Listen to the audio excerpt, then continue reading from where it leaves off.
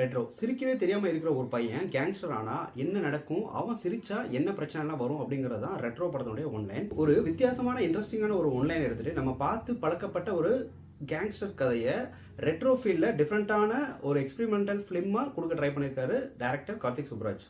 படத்தினுடைய பெஸ்ட் பாசிட்டிவா நான் பார்க்கறது படத்தினுடைய ஃபர்ஸ்ட் ஆஃப் கதையை நம்மளால ப்ரெடிக்ட் பண்ணவே முடியாது. அடுத்த சீன் இதுதான் வரும் அப்படிங்கறத உங்களால கண்டிப்பா யூகிக்கவே முடியாது. எல்லாரும் எதிர்பார்த்துட்டு இருந்த அந்த கனிமா சாங் இந்த படத்துல ஒரு மிகப்பெரிய ஒரு கூஸ் பம்ஸா இருக்கும். ஏன்னா கிட்டத்தட்ட ஒரு 16 மினிட் சிங்கிள் ஷாட் வந்துட்டு சூர்யா ஆக்ட் பண்ணியிருக்காரு. சூர்யா மட்டும் இல்ல, கூட இருக்க எல்லா ஆக்டர்ஸுமே வந்து ஆக்ட் பண்ணியிருக்காங்க.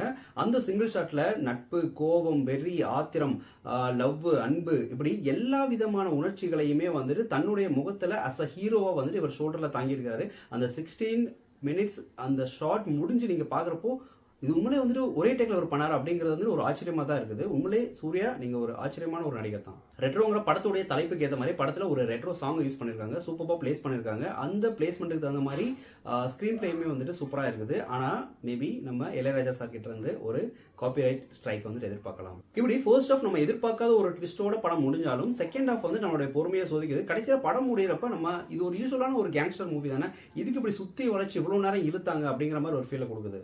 படத்தினுடைய வில்லன் கதாபாத்திரம் ஒன்று ஸ்ட்ராங்கா இருக்கணும், இல்ல ஒரு காமிக்கலா இருக்கணும். இவங்க ரெண்டுமே இல்லாம இவங்க ஒரு சைக்கோவா இல்ல வந்துட்டு உண்மையில வந்துட்டு என்ன ட்ரை பண்றான் அப்படிங்கிற ஒரு இதுல தான் இருக்குது. ஸோ அதனாலேயே வந்துட்டு நம்ம யாரை ஃபாலோ பண்றோம்னு தெரியல. ஒரு 2-3 வில்லன்ஸ் வர்றாங்க. ஸோ இதுல இவரை ஃபாலோ பண்றதா அவரை ஃபாலோ பண்றதா, யார் உண்மையான வில்லன் அப்படிங்கிற ஒரு கன்ஃபியூஷன்ல இருக்காங்க. அதே மாதிரி படம் முடிகிறப்பும் வில்லனுடைய அந்த ஒரு விஷயங்கள் எதுவுமே வந்துட்டு ஒரு ஃபுல்ஃபில் ஆகாத மாதிரி ஒரு ஃபீல் ஆகுது.